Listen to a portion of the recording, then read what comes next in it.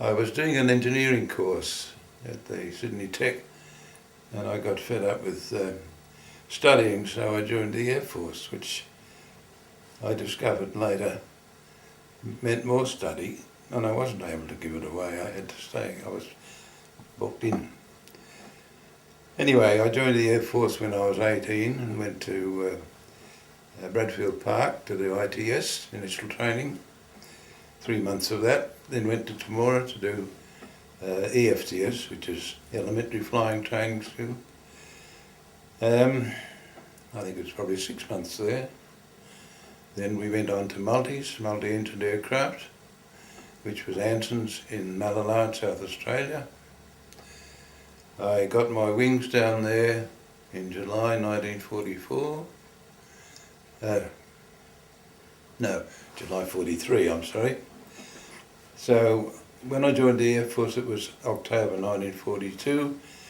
Came up to Sydney for leave for a week, then went back to Malala, got my sergeant stripes and had to come back to Sydney because I was booked into the embarkation depot in Sydney, which meant we travelled in 8 days. We travelled for 6 of them in trains, but the reason for that was we didn't know where we were going to be posted to, and we could have been posted somewhere other than Sydney. I was able to visit my family for quite a while, and they had a farewell party for me on the Sunday, and I remember saying to my mother, well, I'll come back in a day or so, I'll give you a ring. And that was famous last words, because as soon as I got into the gates at Bradfield Park, they were closed and all communication with anybody else was not allowed. We were trundled down onto the Mount Vernon 40,000 tonne American ship, and the following morning we set sail for America, across the Pacific. It was lovely for a while. We were able to sit out on the deck, listen to the music from the radio stations, but no other ships were around. I think we saw one pass in the night, but it was just a fleeting shadow. 2 weeks of that, then we got into, that's where I met Alan Lodder. While we were on the Mount Vernon going across the Pacific. And I do remember he didn't have much of a singing voice, and I was often wishing he wouldn't sing, but never mind, that's beside the point. Yeah, we got into San Francisco, went across the bay to Oakland, boarded a train and spent a week travelling across America by train, briefly into Canada. And then we were stationed at Camp Miles Standish in Massachusetts, Taunton, Massachusetts. We had an episode of scarlet fever there, which kept us confined to the place for quite a while, but eventually those of us who were clear were allowed to go on over to Britain, and we set sail in the Aquitania across the Pacific to Greenock in Scotland. I remember that was a memorable trip because somewhere off Portugal, I think it was, we never knew where we were, of course, but that was what the rumour said. Focke-Wulf Conda appeared above us, and so we had to go down into the G deck, I think it was, we were living on, and they opened up the throttles and away they went, because we weren't in convoy. The Aquitania was a ship that was fast enough to go up alone, and we were confined to below decks, not knowing what the devil was going on and fully expecting that a torpedo could come through the wall beside us any time. Fortunately it didn't, and we arrived in Greenock.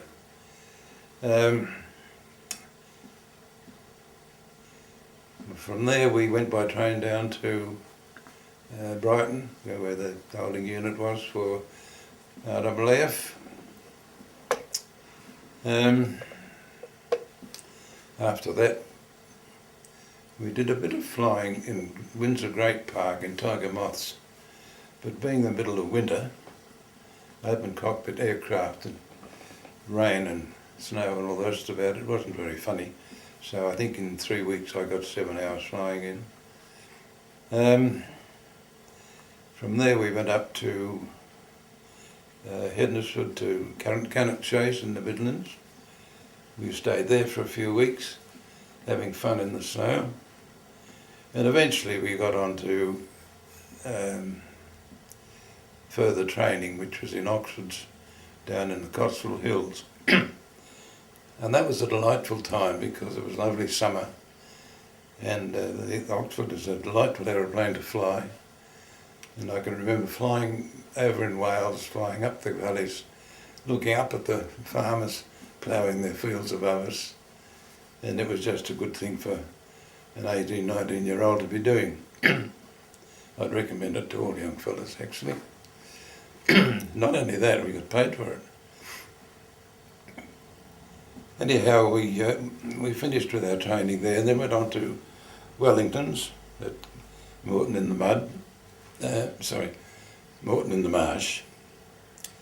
And that was an interesting time.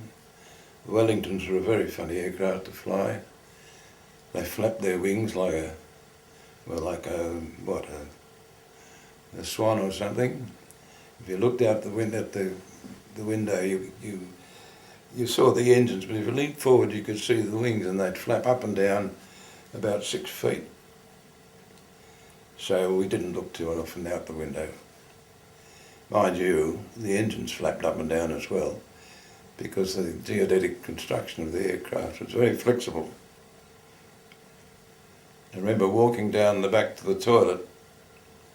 We were out over the Irish Sea one day on a cross-country trip, and the bomb aimer, I understood, had some flying training, so I left him in charge and I went down to the toilet. The aircraft was doing funny things, and when I came back I found he was in cloud and he wasn't able to cope. I discovered afterwards he had 7 hours in a Tiger Moth, so that was the last time I got him to try and fly the aircraft. But I was going to say that when you walk down the back of the old Wimpy, you walk down a catwalk, and either side of you was a rope to hang on to, and you held the ropes. Your hands were going forward and back all the way because the aircraft was moving around so much. It might have been a pretty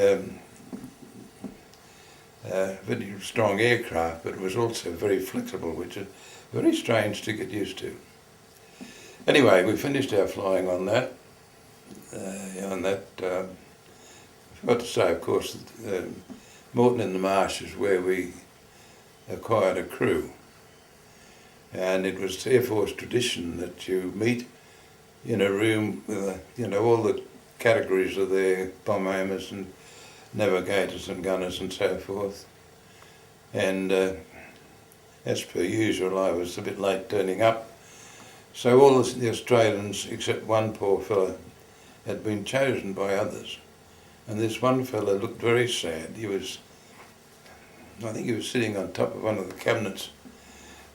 And he was very white in the face, and I understood afterwards that he'd been on the Terps the night before, and he looked so horrible that nobody wanted to accept him. But as he was the last Australian, I asked him did he want to join me, and he agreed, and he turned out to be a very good wireless operator.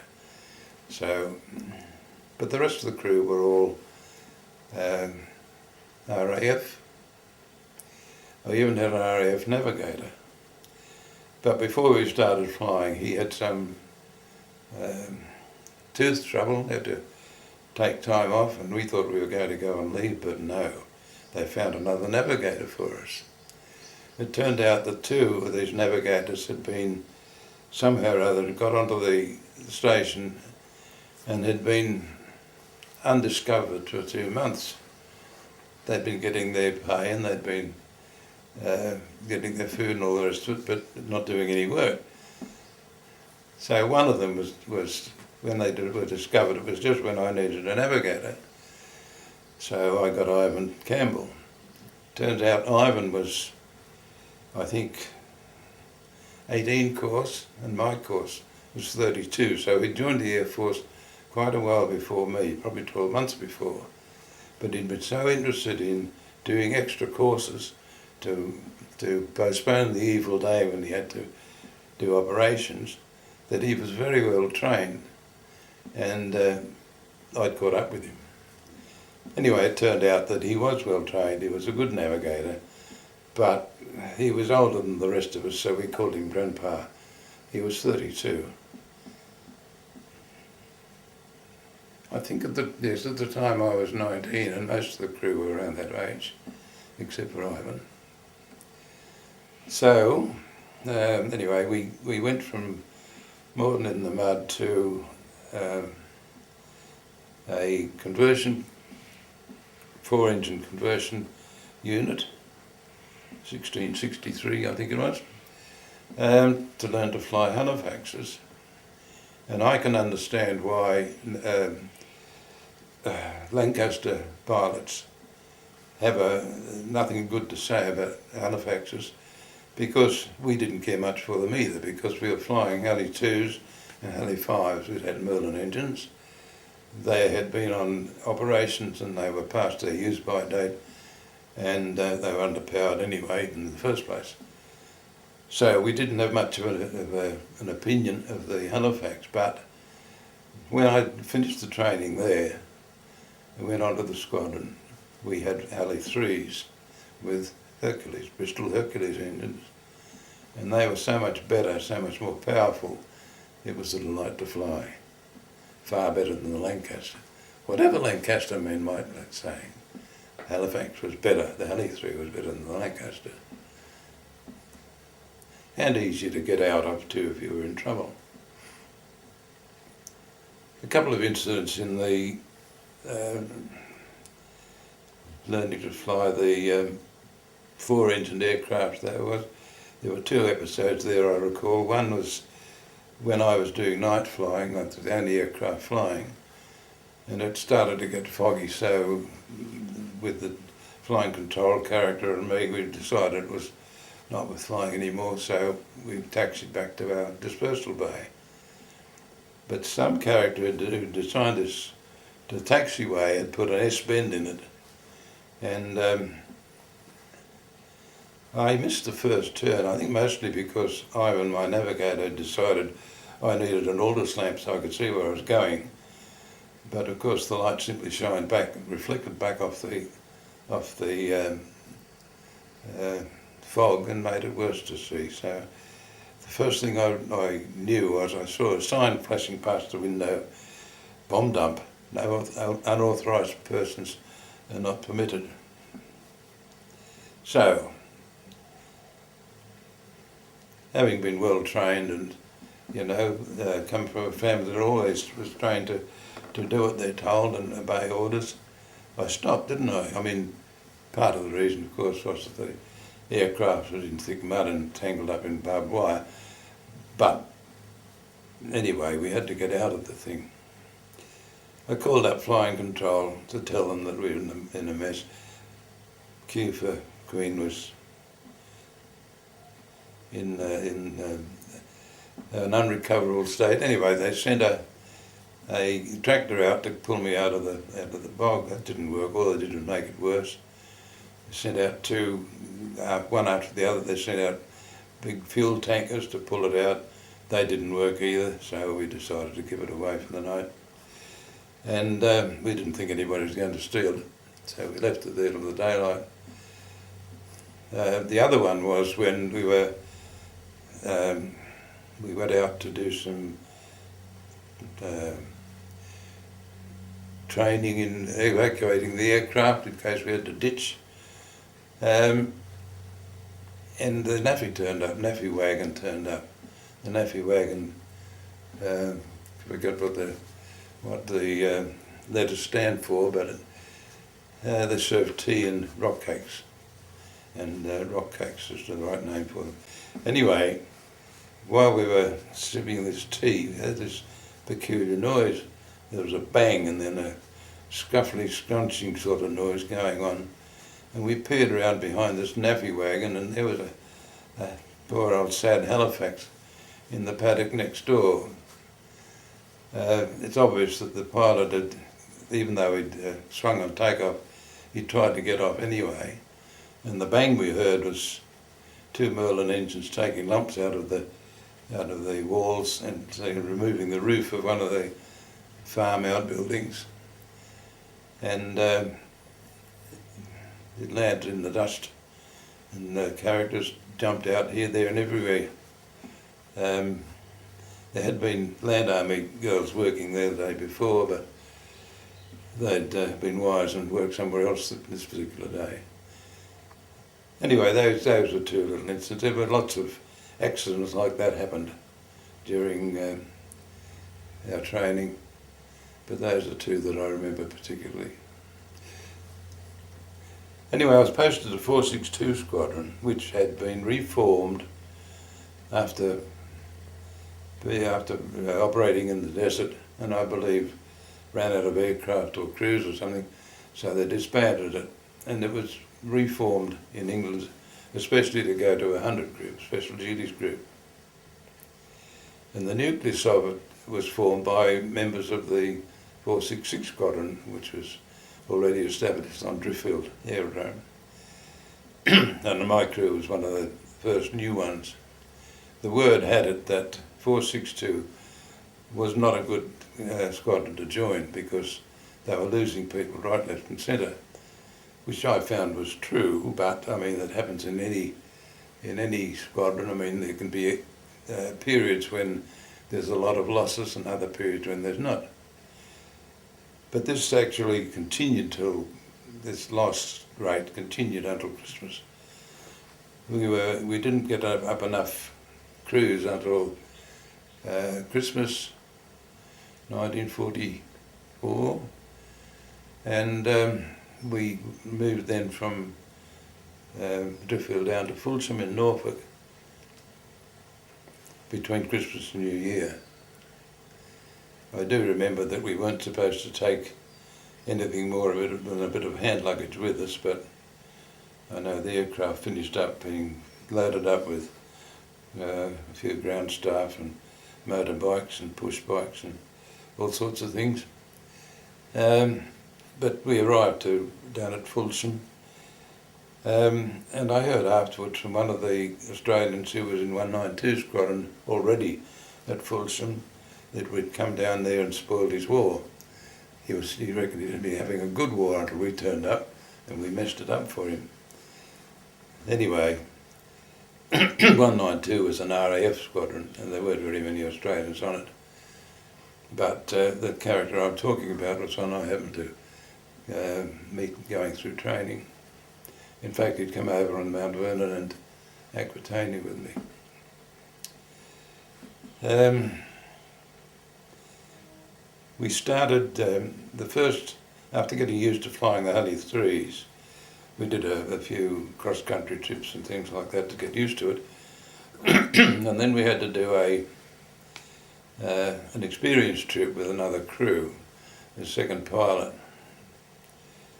which was actually not the least bit of use to me because it was a daylight trip to the island off the mouth of the Scheldt Estuary, about a 3-hour trip, and I think one gun went bang and that was all there was. And the next trip I had to do was a night one to Gelsenkirchen, and that was quite different. Lots of guns went bang and there was lots of smoke and bits of metal flying around in the air, and it was quite different. So that was my blooding. And one of the things about it is that, as I was saying before, an aircrew is trained as far as it can be by the RAAF and the RAAF, but when it comes down to it, the final sort of training and the sort of essentials are up to the crew themselves, and I think each crew has its own way of doing things, its own setup. And with us, our first trip was a shambles, and we should have been shot down because we were in such a mess. the first thing that happened was we had arguments with the navigator when he wanted me to go right, and we could see that the target was way over on the left. You can see the glow in the sky, so everybody had a piece of it, and no piece of the argument. Not allowed to tell them to shut up, and all of a sudden the moon popped up on our left, and Ivan was quite right. This target was where he said it was.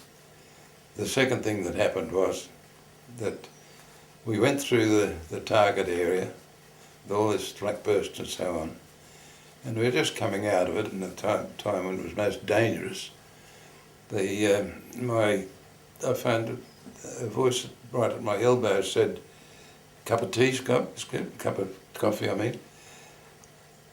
And I turned around, and here's the engineer, who normally sits behind me, offering me a cup of coffee at the most vulnerable time in our trip, when we've lost our night vision, and it's the time when the fighters are most likely to attack. So, of course, I yelled at him, "Get back up in the Nostradome and look for fighters, you twit." The next thing that happened was we were a good hour away from the target, and all had been quiet. And a call came from the mid-upper gunner. He was a Lancashire lad. "Hey, Skipper, I think I've been hit." And I said, "With what have you been hit, Joe? We haven't had any activity for at least an hour." "Oh, it's all right," he said. "It's just hydraulic oil." His turret had got a leak, and he had this warm hydraulic oil running down his leg, and he thought it was blood. Anyway, after that we decided that something had to be done about it, so we had a meeting on the ground, and we organised ourselves so that in future there was no yakking between members of the crew, except by me when I was trying to find out whether everybody was awake or they'd run out of oxygen or what was happening. Or the gunners wanted to tell me that there was a fighter attacking us. And the navigator and the bomb aimer, who were the navigation team, wrote little notes to one another rather than talk. So it was, from then on, it was very peaceful. And I expect that most crews had to make up setups like that, decide for themselves how they were going to do things. I do know that when I'd done 3 trips, I said to Ivan, who actually on the ground, he was like my big brother, because he was 32 and I was 20. And I said to Ivan, "Look, there's no way we can get through this, Ivan. Even the experienced blokes are being shot down. How can we possibly get through 30 trips? It's just impossible." And I was very down, but we went on leave then for a week. And I came back, and although I was still quite convinced we couldn't make 30 trips, I was much more philosophical about it. And I did actually get through 27 trips over the period of time. So it was possible to get through to the 30, I guess. But from the point of having done 3 and looking at all those other trips you had to do and the problems involved, it didn't look possible. Yes, there were some times when things got a bit hairy. I mean, I remember one daylight trip we went on in Gelsenkirchen, I think again, and Lancaster right in front of me blew up, got a direct hit, and we flew through it, and there wasn't a piece of the aircraft that was big enough to do any damage. It just disintegrated to such a degree. And that makes you sort of look around there and try and tighten up all the nuts and bolts in your aeroplane. It is rather a shock. That sort of makes me realise that things were different for the Americans. When any of their aircraft got shot down, there was no argument about it. They knew they were shot down, whereas with us, you could see an explosion in the sky and it could have been anything. In fact, we used to think that they had, the rumour was around that the Germans were firing spoofs into the air that looked like aircraft being shot down, And so it really defeated the object. If they had been doing it, I found out later they hadn't been doing it anyway, but it would have defeated the object, because you immediately see an aircraft get shot down and you say, oh, it's only a spoof. But with the Americans, there was no doubt about it. If they saw an aircraft get shot down, it got shot down and it was there in front of them. So the few daylight trips I made, made me aware of that fact. It was a different. We say, derogatory things about the Yanks, but in actual fact, they were doing a wonderful job and a very difficult job. Yeah. Of course, one of the things I do remember about it was that, as I said before, that we were in the Cotswolds doing our flying training in Oxfords during the summertime, and it was delightful. We had to pay for that by doing our operations in wintertime, which wasn't, and the winter of 1944-45 was a bitter one. I remember an ambulance was stuck in the snow for several days and they couldn't get it out. And, the place was really under a thick blanket of snow. On one occasion, I seem to recall, the runway was clear, but the taxiways weren't. We weren't able to see the lights indicating the taxiway.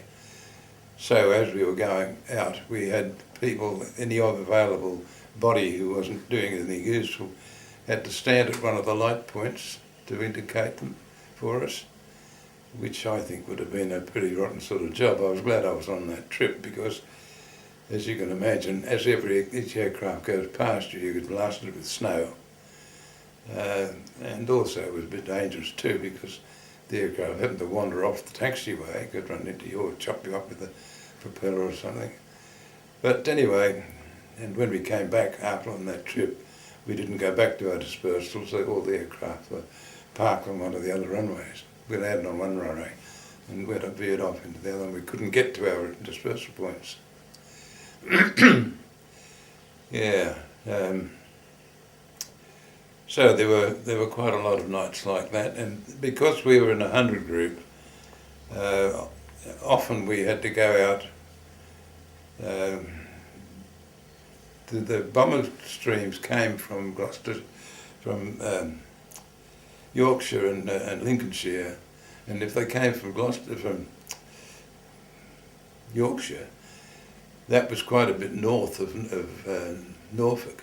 So they could have taken off in clear weather, where we were in all sorts of trouble. We had bad weather, but because we were shepherding them, we had to take off anyway. And I remember there was one occasion where the four of us had to take off. It was daylight, fortunately, but it was such heavy rain that you could only see about 50 feet in front of you. Well, all four of us got off the deck all right, no problem. And we flew around then for 10-15 minutes before it was time to set course, in cloud, a couple of thousand feet above the aerodrome, and we didn't collide, which was absolutely remarkable. And we went off on the trip and we came back and everything was clear. But that sort of thing happened quite often, that we had to go out regardless, because we had a job to do to protect the bomber stream. That was our main job. It was one thing about it was that where in the main bomber stream you had the very good likely chance of being hit by some other aircraft, have a collision, as I had one case very close at a turning point. We had to turn to starboard, but turn to the right, and I was a fraction later than somebody else, and he was turning right before me, and all I saw was this dirty great black shape right in front of me, huge black shape, and it went past. And I called up the rear gunner when I got my breath back and said, "Did you see that?" He said, "See it? It bloody near took me turret off." And that was a near miss. And I'm quite sure that that's happened many, many times with fatal results. So that's what you had in 100 group. Then you didn't have that sort of thing, because in 100 group you either went out on your own, or 10 of us would go out and pretend we were 200 bombers, and we'd spread out over 20 miles of country, and so we wouldn't see one another. We were in no danger of any collision because we were too far apart. The other thing about that, of course, is the disadvantage was that because you'd been tricking the Germans, if a night fighter caught you, he wouldn't give up. Whereas with the main bomber stream, if he found you were awake and you did evasive action, he'd go and find somebody else who was asleep. He'd reckon there's no point in taking the risk of getting shot down by the rear gunner or the mid-upper gunner, so you go and find somebody who was asleep. But with the 100 group mob who were doing these spoof trips, there was nobody else about, and they'd be very annoyed anyway because we'd tricked them, and so they'd hang on. And I had that occasion once when I was followed for an hour by this aircraft. He would not give up, and I kept having to do evasive action. And I don't know how he was feeling, but I know I was feeling very weary by the time it finished.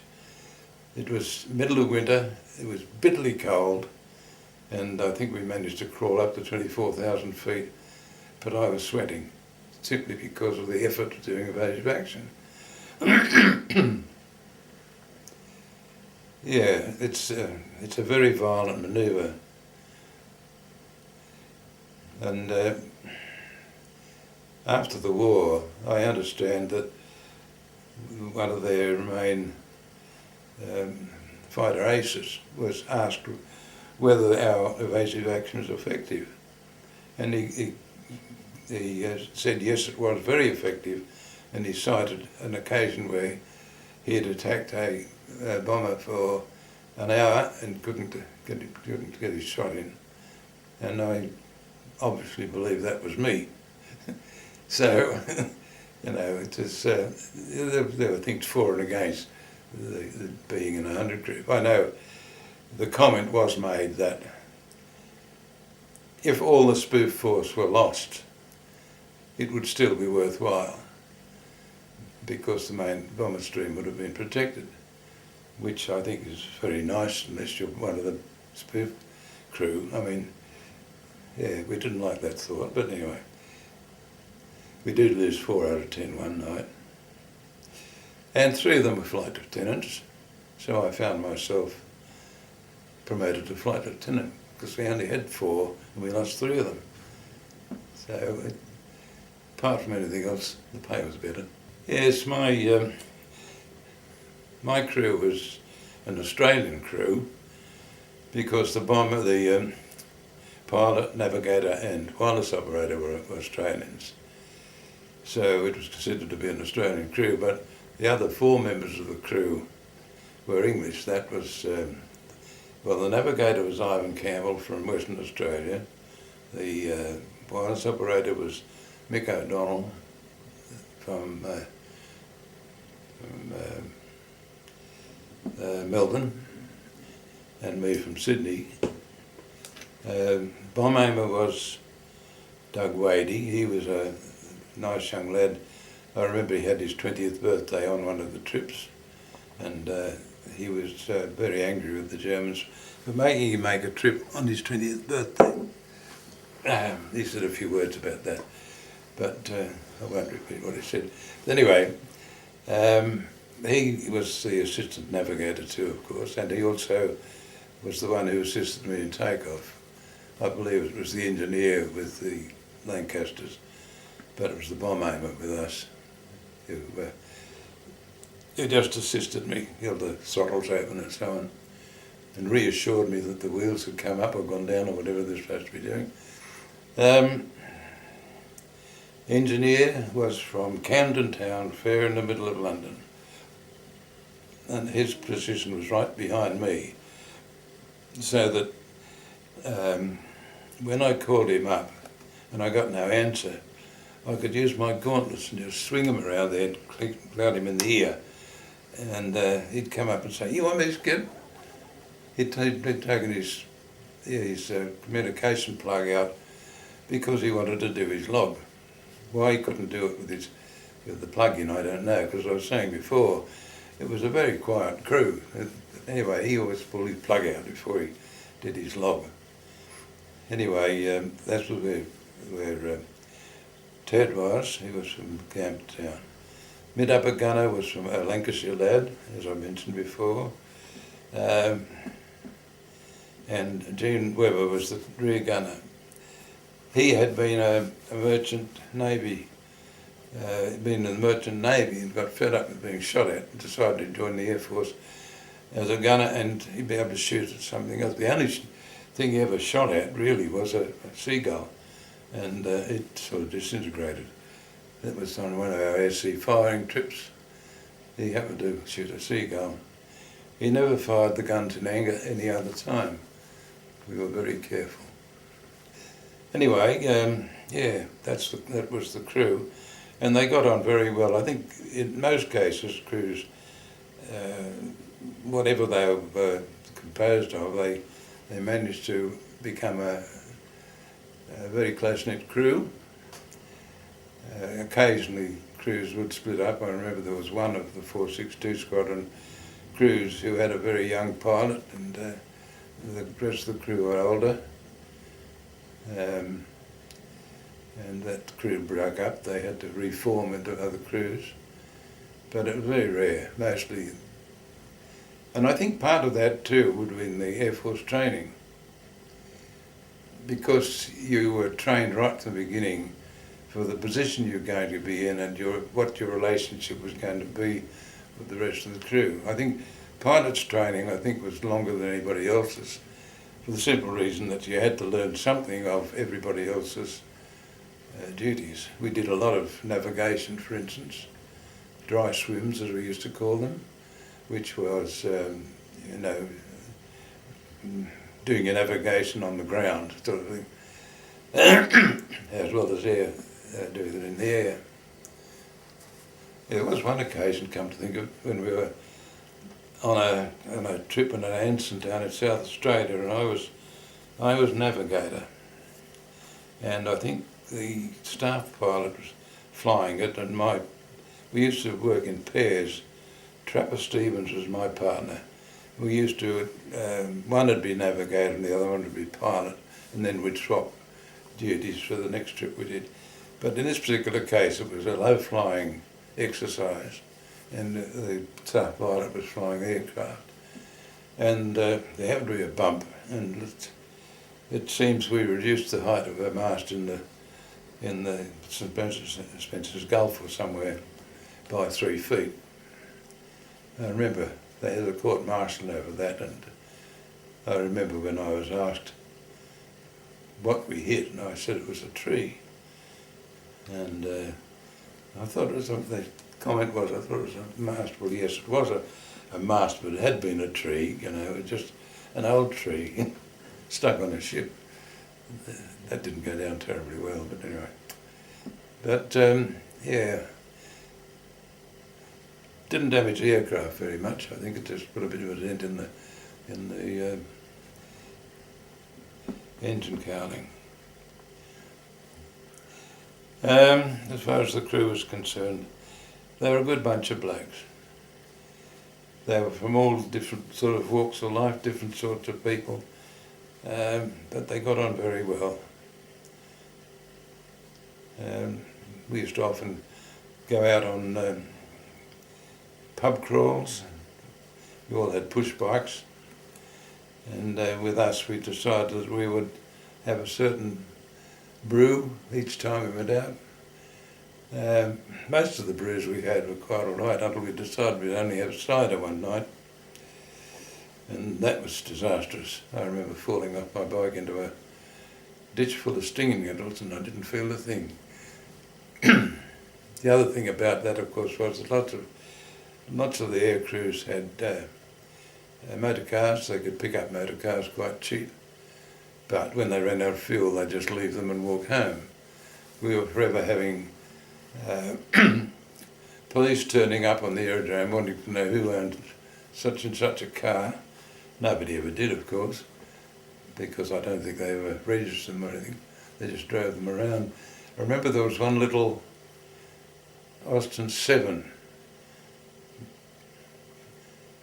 No, it wasn't a Tourer, it was a sedan. And I remember, it's before I did never drive, but this crew owned this particular car, and the braking system was a lump of wire went past the door, and you put your hand out and pulled on the wire to operate the brakes.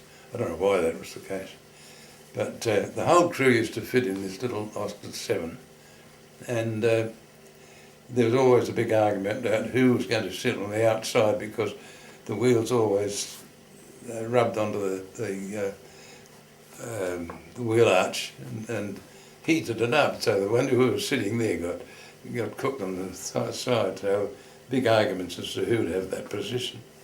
I remember there's one occasion when there was something wrong with the car. It didn't have fuel or something anyway. So most of the crew walked down to the pub, and one stayed behind to bring it down. And when he got down to the pub, he tried to do a wheelie, you know, on the gravel around the parking area, and promptly flipped it over on its side. So anyway, it was no problem. It was only Austin 7. They were able to get hold of it and lift it up again, no problem. But no, and I first learned to drive. That's an odd thing, but in those days, all these characters could fly aeroplanes, but very few of them could drive a car, because cars were a rare sort of thing around Sydney in those days, before the war. But Jock McGintle, who was he'd been shot down and he'd been given a job to look after the station flight, which consisted of 2 Oxfords, an Anson and a Tiger Moth. Most rare for a bomber station to have those things, but anyway, it did have, and he was supposed to be looking after that. And one day he wanted to go on leave and asked me to go down with him to the station and drive his car back. But I said, I can't drive a car. He said, God, of course you can. You know how it works. So I said, oh, all right. So I did. And that's how I first drove a car. I don't think the gearbox was terribly good afterwards, but anyway. Yeah. So, can you describe flak for us in your words?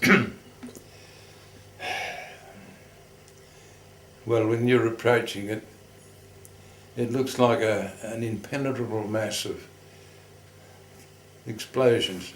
You know, there's black clouds appear, there's red flashes, and you look at it and you say there's no way anybody could get through that. But then you see aircraft going through, and occasionally one gets hit. But it's absolutely surprising how few get hit in going through that flak. See, the idea was that because so many aircraft went through at the same time, predicting flak onto one aircraft was impossible. So the Germans just put up a box barrage at our height. And also, one surprising thing I found was that unless the shell burst very, very close to you, there was no damage. I mean, we'd hear the rattling of shrapnel over the aircraft and think, oh, you know, we must have lots of holes in it. Get home and there wouldn't be a sign. Then, of course, there's the other time when we got out the aircraft after the night's trip, and comment from the ground staff, boy, you were lucky, weren't you, last night? No, why? They'd come and have a look at this. It shows the dirty great hole in the tailplane right beside the rear turret, you know, and he didn't know, the gunner didn't know anything about it. The shell had apparently gone straight through. So, you know. One thing they do say, of course, and I believe it's perfectly true, that one of the main things that the RAAF did, and what Bomber Command did, was to keep the men and munitions away from the Russian front and from other areas where they were needed, because there was an awful lot of guns, firing at us, and they must have, they must have made a big difference to the Russian front. And yet, it was less effective than you would imagine it would be. Frightening, yes, that's for sure. I remember one time we were over Bochum, which is in the Ruhr, and it was almost 10/10 cloud, but there was a hole in the middle of it. And down through that hole you could see fires, and it was like Dante's Inferno. And up through it was coming all this flak. And I said to Ivan, the navigator, "Ivan, you'd better come have a look at this, a sight you'll never see in your life again." So he came up and had a look, and he said, "God, have we got to go through that?" He wasn't looking at the target, he was looking at the flak. And I said, "No, we've already been through it, That was the last time he came up to have a look. He didn't want to see anything anymore. As far as I was concerned, I much prefer to be somewhere where I could see what's going on. I didn't want to be in a little cubbyhole like he was in. Yes, so apart from the fact that, of course, when you did evasive action, all his instruments went flying up to the roof and then down onto the floor and all around the place. Because with evasive action, when the gunner says, "Dive, starboard, go," that's what you do. Your stick goes forward, the wheel goes over, and your right foot goes forward, and the aircraft drops out of the sky. You go down 200 feet like that, around about 200 feet, and then you turn it all and reverse the whole thing, and you climb up to port, and then you roll at the top and drop down. Well, you can imagine what's happening when you're rolling up at the top of that. Everything lifts up. So every time you do that, the navigator's instruments are flying up in the air. And as I said before, we did that for an hour. So I don't think I had any comment from Ivan. I mean, he knew that it was necessary, but I'm just wondering how we managed to keep on course, because I guess we just sort of kept heading in the same direction. But it was certainly, once we had to get over the Dutch coast before we gave it away. But no, it's a violent manoeuvre. And I understand the Lancaster couldn't do that manoeuvre. It couldn't do the twist at the bottom. They had to dive starboard, then climb starboard, because the tail had twisted out of shape or something. But the alley was a bit better. It was stronger.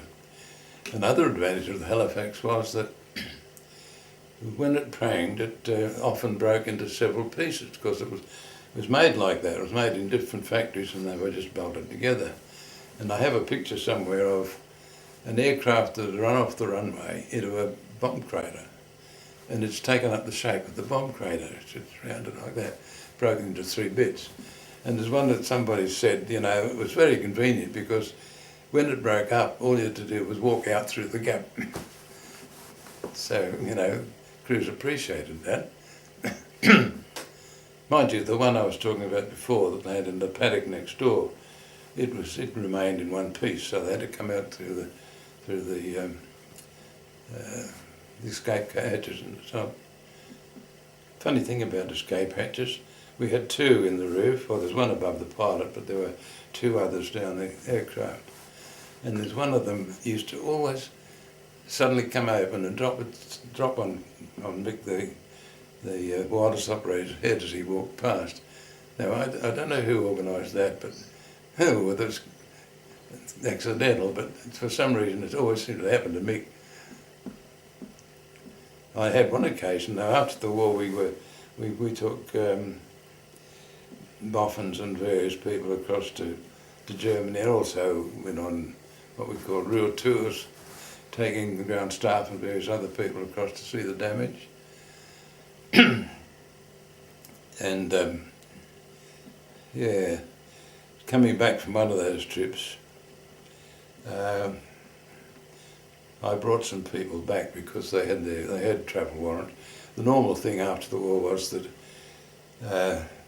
Brussels was the place where people congregated. Wherever you're coming from, you went to Brussels and then you got transport back to England.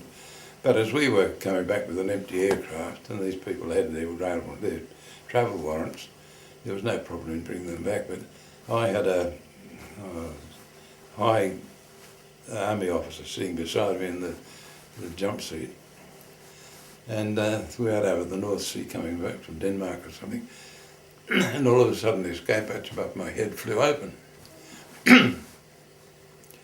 So I climbed up on the seat and grabbed hold of it and pulled it back down again to lock it. And this was just after one of the crew had come along with a Danish beer for me. And I think, I don't think this army officer was terribly impressed. He wondered what he'd struck. Yes, I did my last trip, my 27th. I think being a flight lieutenant, you do less trips than you do as a lower rank. It's the group captains probably allowed to do one trip a year or something. Wing commanders, perhaps one or two more.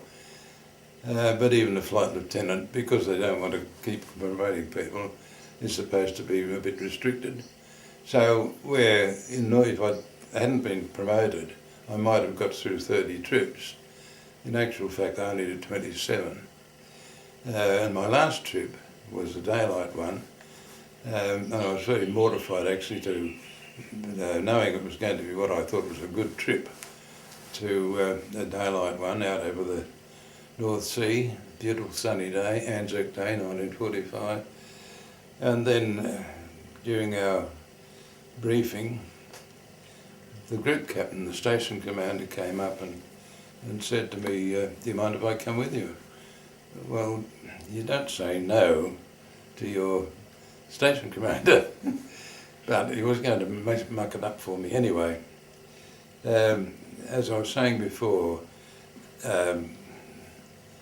air crews are different in that rank doesn't mean a thing, and he, even though he was a group captain, accepted the fact that I was in charge of the aircraft, but he was able to make suggestions, and one suggestion he made was when we met up with this group that came from Yorkshire or somewhere, we met them just above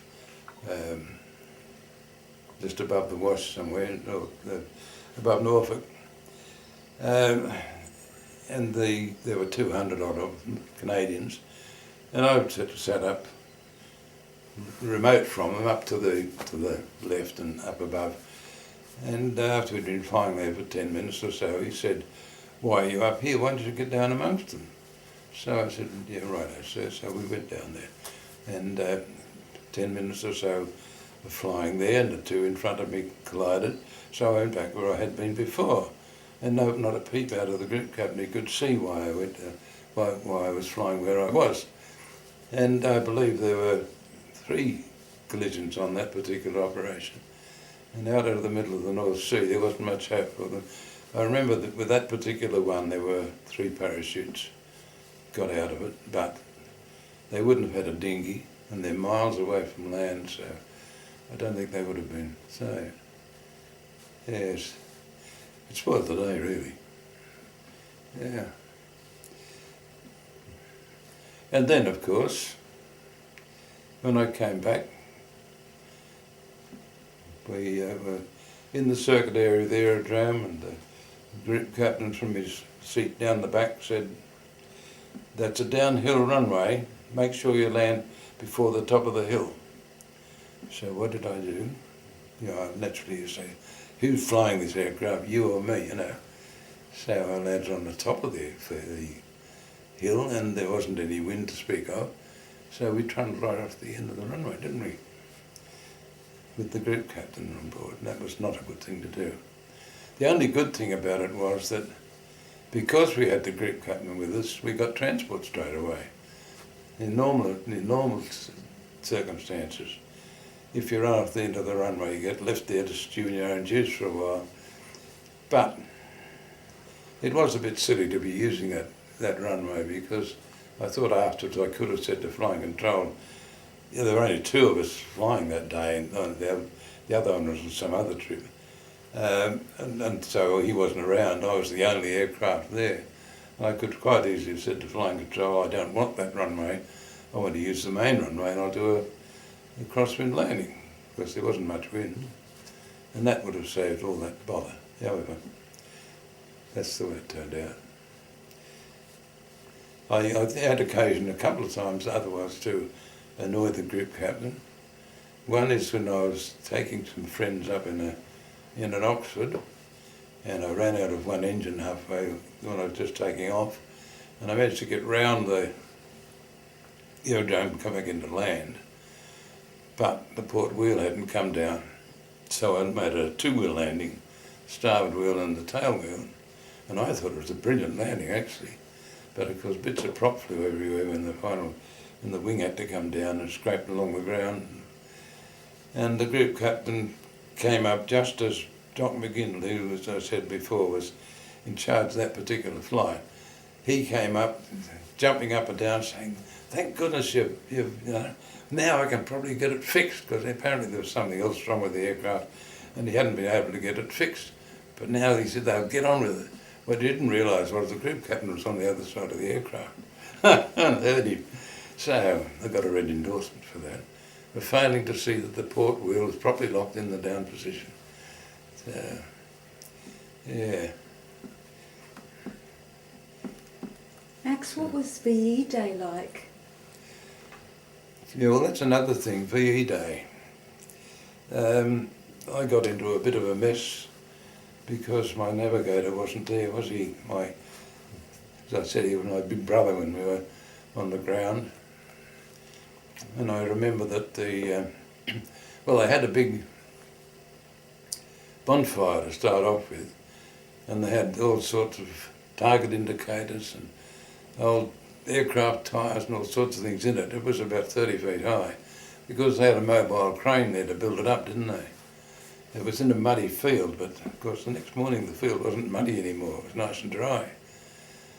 But anyway, after they had the bonfire going, we all retired into the mess, and I know that the sergeants ran out of all their grog sometime during the night, and they came and invaded the officers' mess through the windows as well as the doors, and it finished up. All we had left was gin, so we finished up drinking pints of gin, and for years after I couldn't stand the smell of gin, because when I got onto my bunk it started rotating. Gin has that effect, and it starts rotating slowly and gradually speeds up.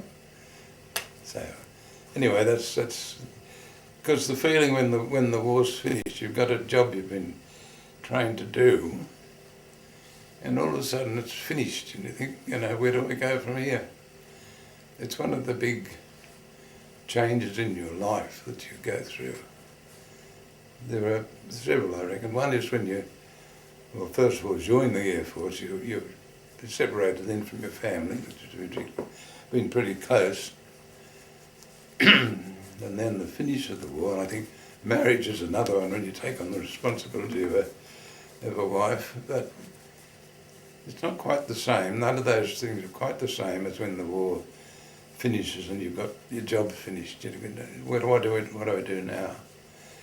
Actually, we were fortunate that we stayed on the squadron and did 6 months of trips across to Germany with passengers. So that was quite good. Yeah. That made the break a bit better. And can you tell us a little bit about after the war, about how you felt after the war had finished, and what your expectations were and what your plans for the future were?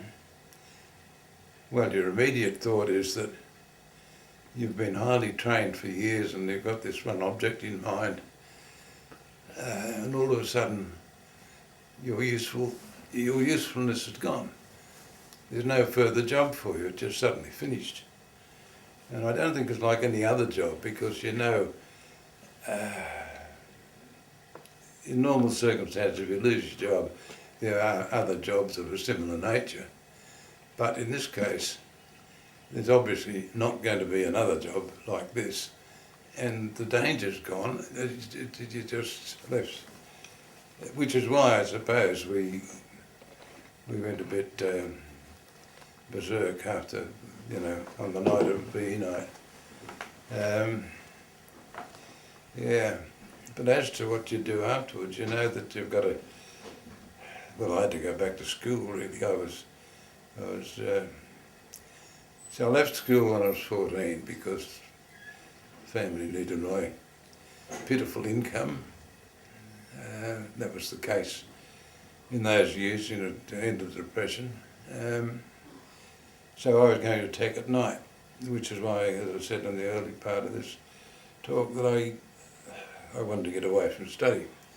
But I had to go back to it again because I wanted to qualify as an engineer.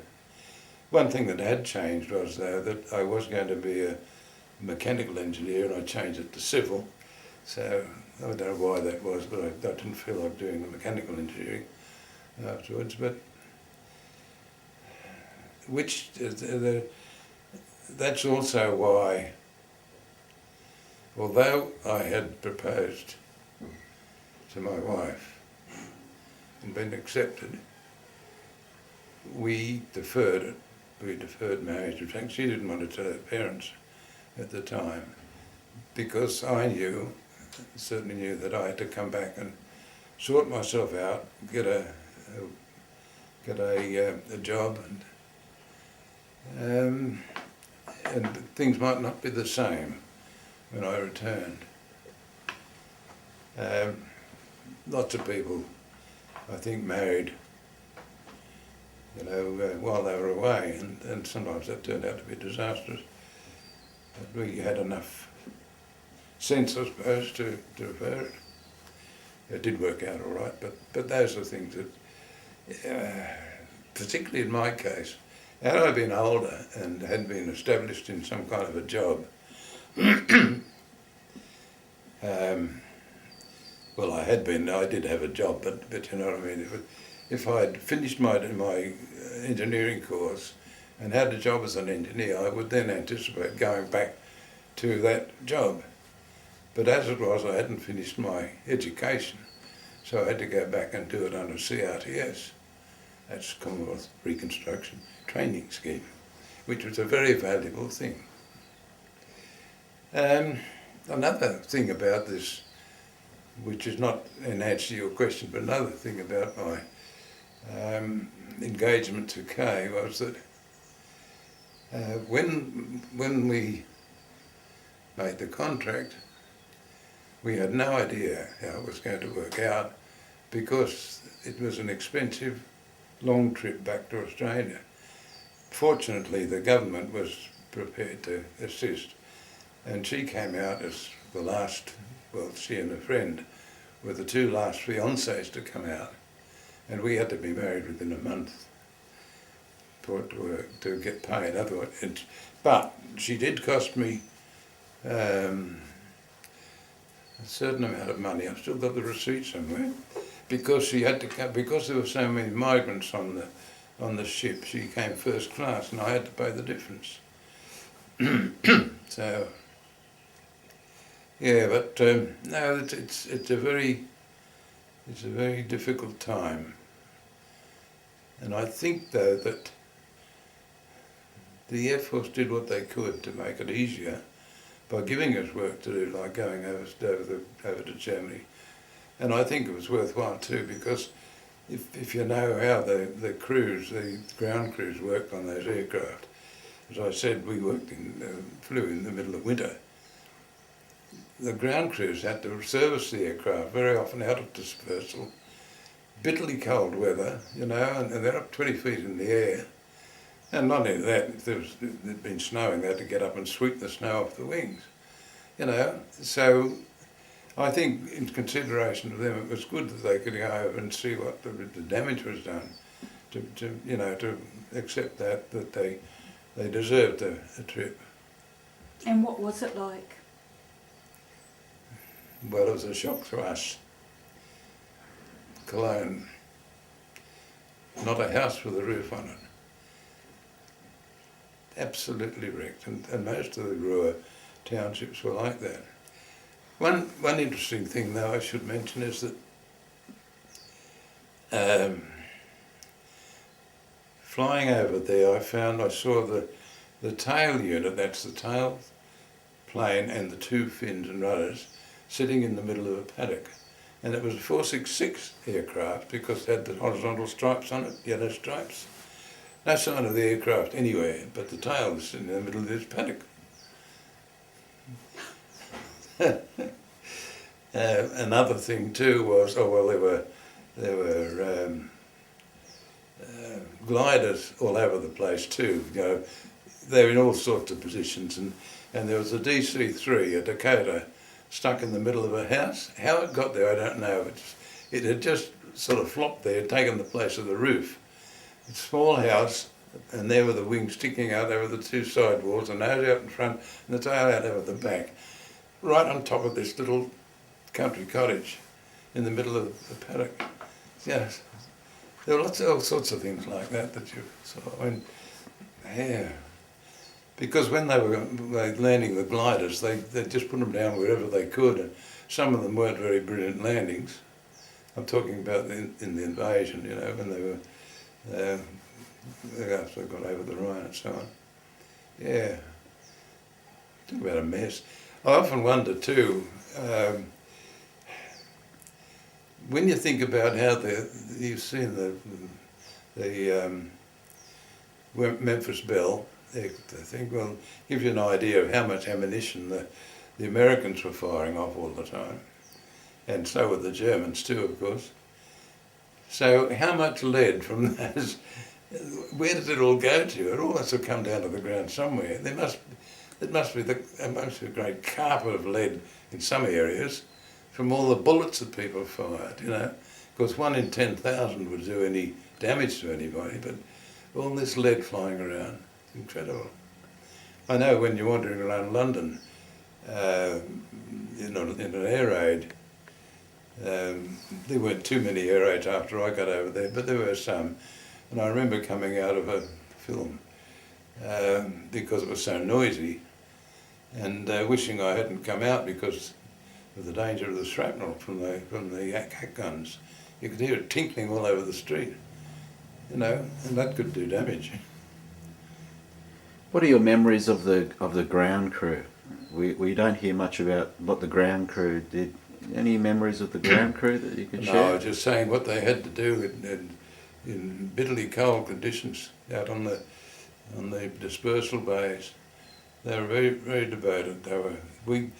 I think each aircraft in our squadron anyway, there were two bods who were permanently attached to Villeneuve. There was an airframes fitter and an engines fitter, and they were permanently ours. I've got a photo of them somewhere. Mick and Eggy. Don't know what their other names were, but they were very, very good. But you know, the things they had to do without any recognition, getting up onto the top of the aircraft and brushing the snow off and so on. I was just talking about the difficult conditions, you know, in the winter time, and there was an occasion when my dispersal bay was very close to the taxi track. They varied in their distance from the track, they were all over the place. And the aircraft had been parked with its nose away at another virtually 270-degree turn to make to get onto the taxiway. So it was a bit difficult, and as I got onto the taxiway, the starboard wheel went off the taxiway and I felt it sink into the mud. So I boosted up both the starboard engines so it wouldn't stop, get it back onto the taxiway. And Chris Sharp, a New Zealander, was coming out of it, trying to get out before me for some reason or other, coming out of his next bay up. And of course, my wingtip took the nose out of his aircraft, so neither of us went on that trip. But although in the RAAF a taxiing accident is a no-no, you could get hanged, drawn and quartered for having a taxiing accident. We were absolved from any blame on that occasion, thank goodness. But the interesting thing was that was one wingtip gone, when they were putting my aircraft in the hangar, because the hangars were only just wide enough to take the aircraft, they took another wingtip off. Chris was taxiing his aircraft back after his nose had been fixed, and he clipped something on the way and took a wingtip off. 3 wingtips and a nose. Yeah, but Chris was unfortunate that the CO that I'd mentioned, the station commander, happened to be driving along in his car right behind him, so he found him speeding. And that's the strange thing, you see, because there were 3 things you had to do. You had to keep the revs up to 1,000, because otherwise you'd get nodding up. You had to not use your brakes because you ran out of the way, air operated, and you ran out of air. And you had to keep your speed down to, 10 mile an hour or something. Well, you couldn't do all 3, so we just compromised and forgot about the taxiing speed. And as we found great difficulty when we were training to handle the 4-engine aircraft at the conversion unit, but by the time we had been on the squadron for a while, it was just like driving a small car around the place. The taxiways were narrow, but we could handle it, you could do 60 mile an hour around the place, no trouble. Yeah, and that's what Chris was doing, and unfortunately he got numbered by the CO. Yeah. So, Max, can we ask you a little bit about briefings and what that was all about, what you did? Well, on straight bombing, yeah, it was different. Straight bombing, the screen was covered up. You didn't know where you were going until you got in there. I mean, all sorts of rumours were wandering around the place. I suppose while I was at Driftfield, the best way to find out whether you were on or not was to ask the local barmaid. Because if you're in the pub, you're very likely to have her say, hang on, you better go back because you're on tonight. Now, how they found out, I don't know. The other thing about it too is that Driftfield was a permanent RAAF base, and I think an ant had had trouble getting there with a pass. We went to special duties down at Fulsham, and the day after I arrived, somebody had moved my aircraft from the dispersal in which I'd placed it. So we were going around there was a kid on a push bike riding around the taxiway. And oh, he'll love, he said, that's in such and such a dispersal now. So, this is one of the local kids riding around a push bike. Yeah, it's supposed to be a hush-hush operation. They had a 3-strand wire fence. The locals used to come up and this Sunday morning they'd come up to watch the aircraft take off, and it used to give us great pleasure to test the throttle, test the ignition, test test the switches by opening the throttles wide and blowing snow all over these people who were just the other side of the fence. We had to do that, didn't we? I mean, that was part of the drill. We had to check the engines before we took off. Yeah. Another thing that used to happen Sunday morning sometimes was the air cadets used to come up, and if there was any flying on, we'd take them. I remember having to go and pick up a crew that had to land on one of the emergency fields. Gamston, I think it was, Manston, down in Kent, and we took half a dozen of these young fellas with us to pick up this crew. I never had to land away from base, but lots of people did and had troubles and had to land. Anyway, I picked up this crew, so I had a fairly full load of, an extra crew plus all these kids, and we're just on takeoff, and one of the propellers started over-speeding. There's nothing you could do about it. Fortunately, it decided to correct itself. A bit of dirt got in the hydraulics, I suppose. But I mean, I've seen the result of that. If the aircraft speeds up too much, it takes the whole reduction gear off, flies out in front of you. You could come back anywhere and hit you in the face. But it didn't, thank goodness. Yeah. But no, we used to enjoy taking the kids up. That's good fun. What was your memories of Alan Lotter? Oh. Well, he was at various times lovesick.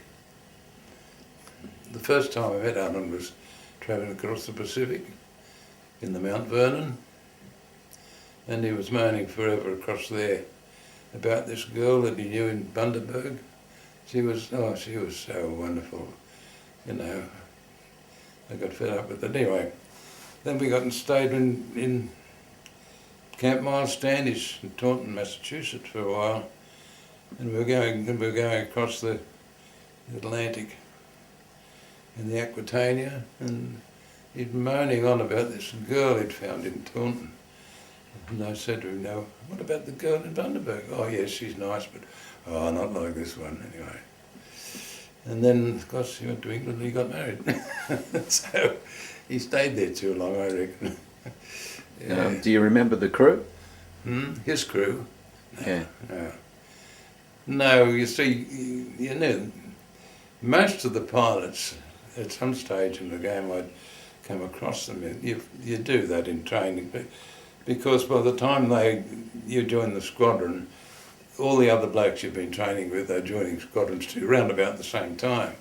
So it's obvious that you would probably know those blokes, you know. That day of the air test that you went on the air test, do you remember that day? What, with Alan? Yeah, you took the photos? What are your memories of that day? Oh, only that he's doing an air test. Whether it was actually strictly an air test or we just wanted to have some fun, I don't know, because we used to do that occasionally. The things are fairly loose. If you wanted to get up in the air, you could invent an air test, and who's to say? Yes. It's only the passing out parade. Oh, where's that? That's at Mullinoe in South Australia. Oh, That's me up there. oh yes, the little arrow. Yeah. And do you know anybody else? Do you remember anybody else in that picture? Oh, yeah. Yeah. Stevens with a foot. There were two Stevens. One was foot for PH and the other one was E. Trapper Stevens was my mate. I can't see him there. I don't know why he's called Trapper, but he was from Victoria, nice bloke. Used to try and teach me to box, but I was hopeless. I didn't want to thump him, but I didn't want him to thump me. So I thought it was a stupid idea. I was introduced to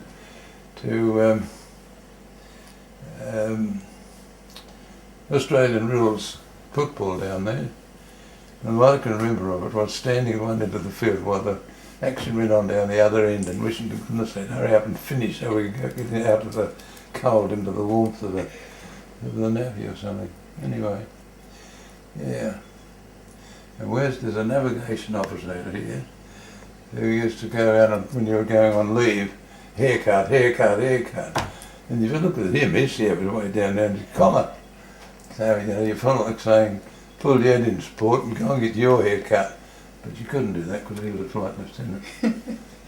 Yeah, I always remember the faces. That's Jacko Sullivan. Yeah. Nice little blokes. Yeah.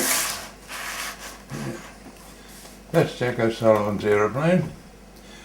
K. King was the slowest on the squadron because they had square wingtips. So he was always last getting back. And that's mine.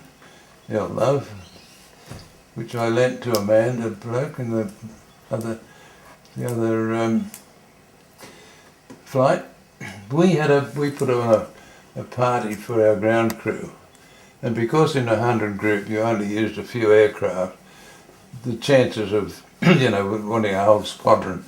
I mean, in Bomber Command, in the main force, you used every airplane you had available, but not in 100 group. 10 was the most we ever used, and so we arranged with B Flight that they would take our trip, use our aircraft, and do our trip if it happened that they came on this time to be having this party.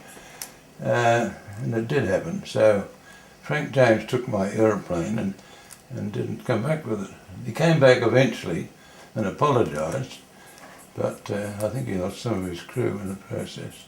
So I got a new L Love. That one was MZ370 and the new one was PN450, and they were both made by the London bus company.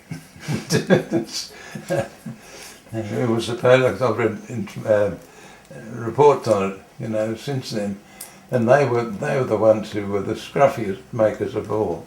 But I never had any trouble with the two I had. Yeah. And they were Mark IIIs? Yeah. Yes. Yep, they were. And who's in this photograph here? Well, that's Trapper Stevens, that's me, and that's Bruce Sims, that's Doug Warren, and that's Clicker Williams. I don't know what his first name was, it was called Clicker. Yeah. Doug apparently had a unit. One of the blokes at my church said to me one day, I met a mate of yours, he had a unit up on the Central Coast, and he said the bloke next door had a holiday unit next door to him, said he knew me, so it turned out to be Doug Warren, so that's how I got back in touch with him. Oh, wow. Yeah. And this is you feeding the Yeah, pigeons? that's on Boston Common in America. Yeah, and that's Love in the Snow. I don't know why they've left these bombs hanging around the place, but anyway. And come to think of it, Bombay doors should be open. Okay, I think they are in that one. Yes, Bombay doors should always be open when the aircraft park. Did you know that? No, I didn't know that. Well, so you can see there are no bombs. And that's in Adelaide. I can't remember that girl's name. She's one of the brief acquaintances. Ivan and me, somewhere or other, having our photo taken, looking very serious. And that's me when I was sergeant. And as you can see, we used to go and live together. And that's when we were in Dublin, Ivan and I. I borrowed a coat from a local Anglican minister, and it was his gardening jacket apparently, because I still had seeds and things in the pockets. Yeah. This is a wonderful photograph, this one here. Well, that wouldn't have been taken except the fact that he was very insistent that we get dressed up in our gear. And anyway, that's not my gear because that's a observer type thing. You put the chute on the front. Well, I very soon reckoned that the observer type chute was not the best thing for me to have, because somebody it was parked down below on a hook, and somebody had to pass it up to you so you could clip it on. So I got a pilot type afterwards, so I sat on it. So, you know, you wouldn't have those clips on the front, you'd have it hanging down the back. So when you went on ops, did you dress like this with a tie and... Yeah. Yeah. Strange, isn't it? But we didn't wear uniform, we wore, well, it was sort of uniform, battle dress. Battle dress rather than full uniform. And part of these boots here, part of them came off, Yes, didn't they? a little knife in a little pocket in one of the boots, little penknife. There were different types, but those were the latest type, I think, at that time. Were they very warm? We were always grateful when our feet froze, because then we couldn't feel them. Now, feet and hands, you could not keep your feet and hands warm. Impossible. For hands we had silk gloves, we had a woolen glove over the top of that, and then we had a gauntlet over the top of that, and they still froze straight away. Yeah. And that's my crew. That's Gene Webber, the rear gunner, that's Doug Wilder, the bomb aimer, and the rear gunner, and that's Ted, the engineer, Ivan, and me, and Mick Brian, wireless operator. I like that quote though. The British had no end of ideas in this field. This is talking about 100 Group. An entire formation, the 100 Bomber Group, specialised entirely in such activities as feints and diversions and radio blackouts and interference. They provided many a surprise for us. And then he said, The task of this special unit was to mislead our fighters and befog our conception of the air situation by clever deceptive manoeuvres. And this specialist unit finally solved its task so well it was hardly ever absent from any of the British night operations and can claim to have set really difficult problems for the German night fighter command. So there. Wow. And that was Galland who said Yeah, that. that's right. Gosh. And that's me on my own for some reason. And that's K and B. Oh, That's well, just after we'd failed to find the centre of the maze in Hampton Court. We took the exit while we had it. That's about the only photograph I've got of her over that part of the world. Yeah. Oh, there's the aircraft I was talking about that this magnificent man in his flying machine used to shoot down aeroplanes with. The German night fighter. And I found out from the museum, when I sent them that photograph, they gave me the history of the aircraft. They said it had been flown to England, and there it had been broken up. And that particular tail fin and rudder were in the British Museum, the Imperial War Museum, and it's the one on the other side we've got in the War museum here. Australian Yeah. Museum. But they didn't have a photograph like that. And you can see from these that this was taken on the field at Schleswig-Holstein in northern Germany. And they've taken all the propellers off the aircraft, and there's the same here, and the ailerons off. Yeah. And that is Cologne Cathedral standing alone in amongst all the broken down houses. Did you take that photo? No, I think the station photographer took that one. It's amazing. Yeah, that's Cologne again, looking from the other side. The bridges, I'm going to say over the water, but they're not, they're in the water. Yeah, vastly different. And out here, this is another thing that the museum didn't have, a photograph of the prisoners. They said they've got lots of photographs of the German prisoners on the ground, taken on the ground, but none from the air. So, and we found I think there were 3 areas like this of German prisoners. There were so many of them that they couldn't house them. I often wonder how they managed to cope. It must have been a nightmare of a time. No. Yeah, that's Remagen Bridge in the water. Oh, yeah. No, I think that was the one they fought over. There's a film on it, I think, isn't there? Not a bridge too far. No, it's the one where the Germans are trying to blow it up and they didn't manage to. And I think the bloke who was supposed to blow it up was killed because he failed in his job. I got discharged as a sergeant, fight sergeant, you see. But I wasn't out of the Air Force long enough to do any good because I got immediately reinstated as an officer. Well, that's the Aquitania. Fine old ship. It's too big to go under the bridge apparently. I know that when we came into harbour, they were asking us to please all get on the other side because it was leaning over too far. When was that photo taken, Max? Well, that would have been when I got back, which would be December 45. Okay. Now this is an aircraft that was flown out by, it's a 466 aircraft, it was apparently bought by this group of people here. Waltzing Matilda. to fly out to Australia. And you know what they did with it? They used it for fire practice. They burnt it. So the fire, the fire brigade could have practice extinguishing fires.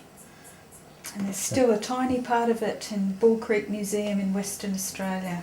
Is there? Of this one? Mm-hmm. How did they manage to get hold of that? Oh gosh. Because you know how long it took them to make up an aircraft for the museum in Yorkshire Air Museum. They started off with a little bit of the section that was being used as a sugar. That's right. Yeah. And here they've got one. And, mind boggles, doesn't it? Yes, it does. Yeah. Yeah, that's the aircraft again. That was a few days later. But that's what I was saying before was that I met this one of these girls. That one in the back there Yes. she was an intelligence officer who we used to go to be debriefed after being on a trip. This is in Fulham. So I was quite surprised to see her. She turned up the day I turned up there to have a look at the aircraft. Not this particular day, it was a couple of days later, and she came to the aircraft to pick up some gear. So I met her again. Quite interesting. Yeah.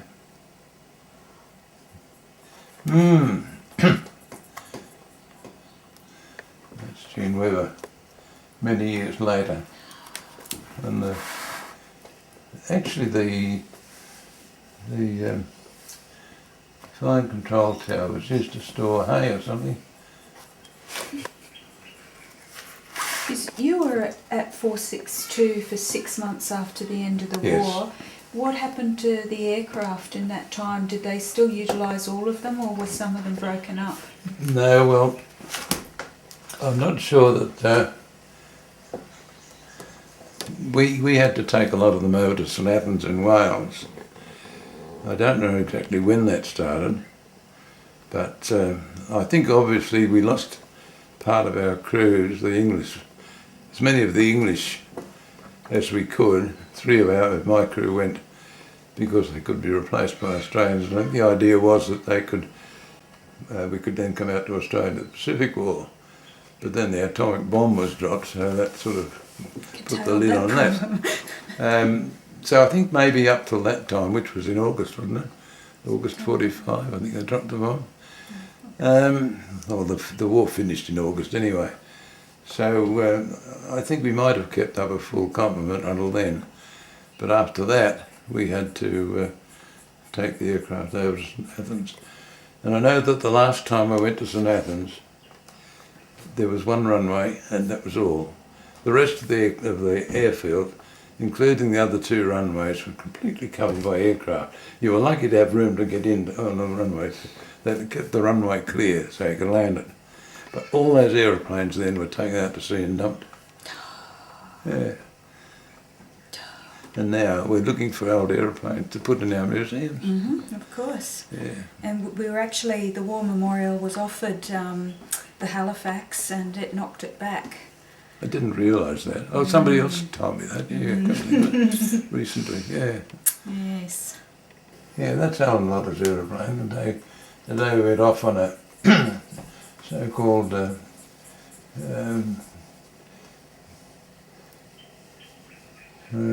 Air test, wasn't it? air test, yeah. So did I think you that's what we call it. did you take that photo? I don't know, I think I might have. Mm-hmm. Although the engines are running. I should have been in the aircraft with the engines running. Also, it's on a small, it's a small film. So, that's Trapper Stevens and me in South Australia.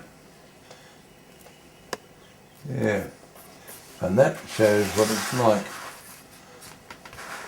That's in the snow at Fulham, just outside our hut. Look at the poor little, that might be the one I was talking about before with the handbrake, you know, outside with a bit of wire outside the door. Yeah, it looks like a little Austin 7. That's the poor little thing. They were very unkind to the cars they had. Yeah. And this one down the bottom? Well, that's the one, it's a Lancaster and a Halifax at Mascot Aerodrome. This is the one that the crowd bought and flew out to Australia. And that might be a Lancastrian, I'm not sure. No, oh yes, it's got civilian registration, GTA, so it's obviously registered in England as GT. Yeah, ours are VH, aren't they? Oh, these are taken in Boston Common Trevor Stevens and me and squirrels. And then we jumped from there to Constitution Hill in London. In September Button. 43. Yes, October 43 that is, yeah. October. Yes, and then Buckingham Palace in London in fog. Yeah. St Paul's, nicely cleaned up around St Paul's. The Germans did a very good job. They only dropped one bomb. It's like the cathedral in Cologne. We missed that. And they missed St Paul's, which is very kind of them. But they cleaned up all the rubbish that was around it. And if you go back there now, you'll find they've rebuilt all the rubbish in modern rubbish. And they've spotted it all. So, you know, it was wasting what the Germans did. They should have left it the way it was. Ah, yes. Mrs. Shrewsbury and Mrs. Christmas. The Christmases I stayed with quite a bit. Their husband made buttons for our uniforms. So how did they used to take airmen in? Yes, yes. Overseas airmen? They had lived in Birmingham when we were stuck up there for a little while, and then they moved down to London, so I saw them quite often when I came on leave, because they both smoked and I didn't. So my arrest of cigarettes went to them. And Laurie Pierce was, he's in civilian clothes, would you believe? Anyway, he was an ambulance officer in Sutherlandshire too, I saw quite a bit of after the war. And that's Stratford Theatre.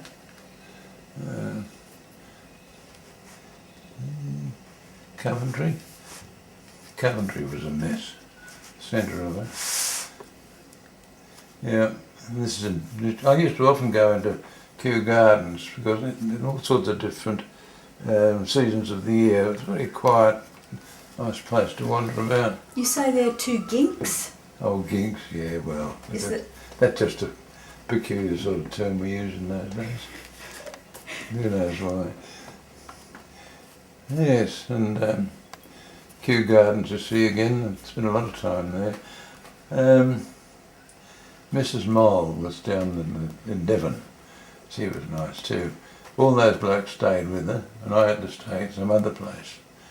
They're a friend of hers, because she didn't have enough room. And I remember sitting having my breakfast one day there with this lady, and I had a boil on my neck for some reason or other. Anyway, she was reading me a letter from her daughter who was out in Egypt or somewhere, and I just collapsed, fell off the chair, much to her surprise and annoyance. Apparently it was the change of food or whatever, I don't know, but whatever it was, it created a boil, and I was, you know, a bit ill. But there was just this dear lady and me, and I fell flat out off the chair onto the floor, so that was very kind of me, was it? And we're playing golf here because we could play golf, but we weren't able to. Tennis was my game, but we weren't able to play tennis because we couldn't get the tennis balls. But golf we could play because balls were available. If you're prepared to put up with all the barbed wire entanglements and so on the golf courses, you know, you could borrow cut clubs and find balls to use and so on. And that's an early picture of Mick O'Brien, my radio operator. And here we're having a snow fight at Ednesford. Well, that's also at Ednesford in the snow. It was in the middle of a plantation forest that they had this camp. It's quite interesting, but bleeding cold. And lying on the ground there trying to fire off a 303 rifle wasn't very attractive. That's what we had to do. And then we did a lot of travelling around. One of the things about 462 Squadron and 100 Group was that, as I think I said before, we only had to use at the most 10 aircraft. So we were able to organise leave to suit ourselves, and 3 around anywhere in the country. So we got a lot more leave than anybody else did. We could, you know, we'd be having a week off every 3 or 4, you know. Sometimes it was a bit of a trick because if too many people were on leave and somebody got sick, it often meant you had to double up and do 2 trips in a row, which is not usual and not desirable. You're supposed to have a rest between, you know, a couple of days rest. But it was worthwhile because we got a nice lot of leave. Yeah. And that's Kay after visiting one of the places she used to go on holidays at, Bamborough Castle. This is an interesting one in the Nissen hut. Yeah. So who's in there and what are you doing? That's Ivan, and that I think is June Webber writing letters home or something. Castor Malbus, that was the... I was a sort of holding unit. We were there for a few weeks, that was all. Did you have Nissen huts at 462 or was it? Yeah. Yes. Well, that's the thing. We moved from 466 Squadron, which is on Driffield, which was a permanent RAAF base with steam heating on all the rooms and so on, permanent buildings, and we came down to Fulsham, and it was only built in 1942 with Nissen huts and very rough conditions. And as I said, three strand wire fence around the aerodrome. Anybody could get in and out. Incredible. How many shared a room? Hut? Let me think. About 10, I guess. Yeah, I remember when Bruce Drinkwater's crew got lost and there were only the 2 of us left. The rest of the blokes had put up all sorts of extra lights and things around the place, with all sorts of illegal connections. So here we were in this hut, the whole place lit up like a Christmas, and just the 2 of us left. The whole of the crew who was there, and I think, if I remember rightly, a couple of Bruce's crew went with this other crew, make up the numbers or something. And so he lost a couple of his crew as well as this other complete crew that was with it. And that must have been, that's January 45, it must have been about March that got lost, got shot down. Yeah.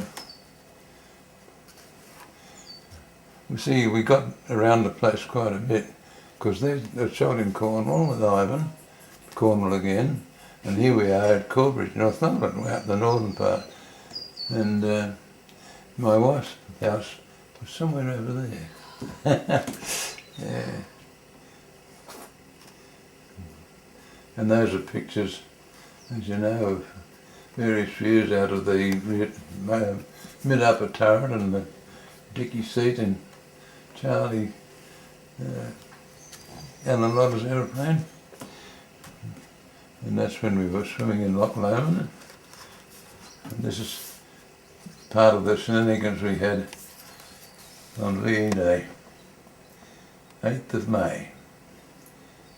Wow. Seniors versus the NCOs playing football. Don't know who won, I think both sides won. Yeah, see, there's my picture of Cologne. It's more or less the same, but it's further away.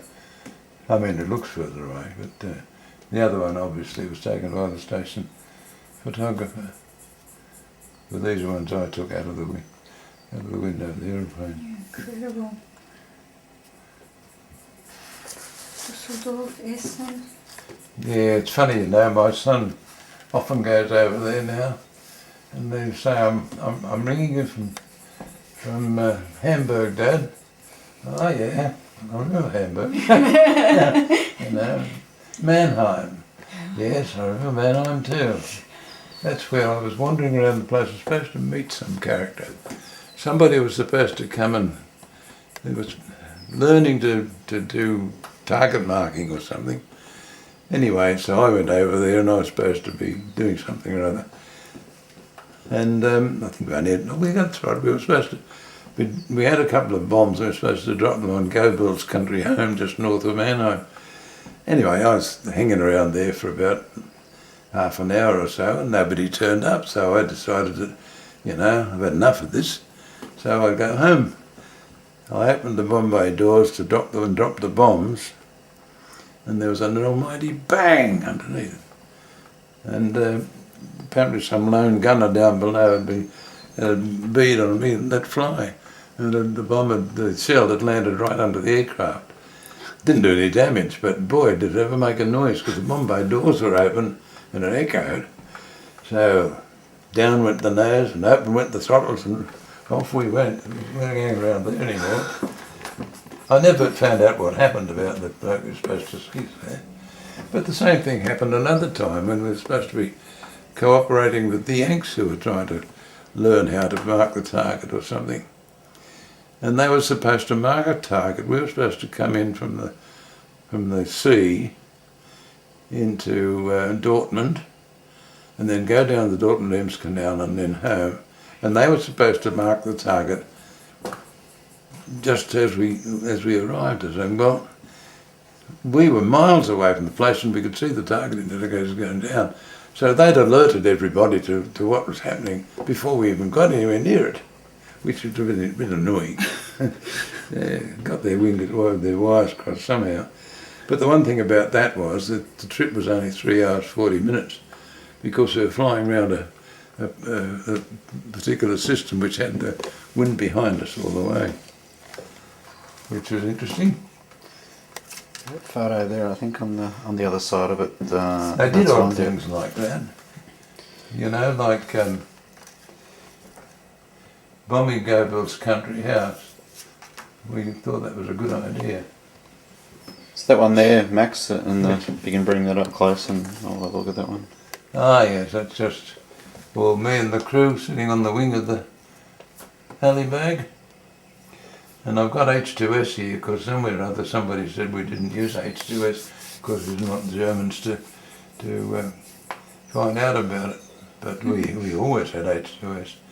We weren't able to use it, of course, on approach to the target because they could home onto it. But after you left the target, you could use it. Anyway, that's Doug, and Joe, and Ted, and me, and Gene Weber, Ivan, and Mick, the whole crew. And I realised when I'd been to Elvington and they had the engines of the aircraft on the ground, how huge the things were. They're nearly as tall as me. Incredible, great thing. Typical Air Force though. As I said, I was sent off to do an engines course to operate Hercules 16 engines, and I'd only been using them for about 6 months, you know. Typical Air Force. The reason why was because when they required somebody to go and do it, I happened to be doing something else and I wasn't in the flight hut. So I got lumbered with the job. And the same thing happened once when we were OTU on Wellingtons. We had to catch up with the bombing or something, so we were out using the bombing range and we were supposed to, the station was supposed to provide aircraft to do some leaflet dropping over France. And they said we can't do it, we haven't got any aircraft, but what they really meant was we have a party on in the sergeant's mess and there's also one in the officer's mess, so you know we don't want to go. Anyway, group rang up and said, you know, you've got to find somebody to go on this trip with whatever, never mind your parties. So who got lumbered with it? Muggins. And of course by the time I got back I was in an unfamiliar aircraft that hadn't been properly serviced. I had a very brief briefing and took off 10 minutes late. So when I was flying across into France, all the other aircraft were coming back. And that's not a good situation, you know. So I got over there and dropped the leaflets. Then from there we were supposed to come back and fly down over Cardiff to give the air defences, you know, the ground defences, an opportunity to get some practice in. And it was supposed to be lit up. And I just arrived and all the lights went out. Then the rear gunner suffered from a lack of oxygen or something. I had to get down very quickly so he wouldn't die on me. You know, and it was what you would call a most disastrous trip. All because somebody reckoned they wanted to have a party and I was the one who got lumbered.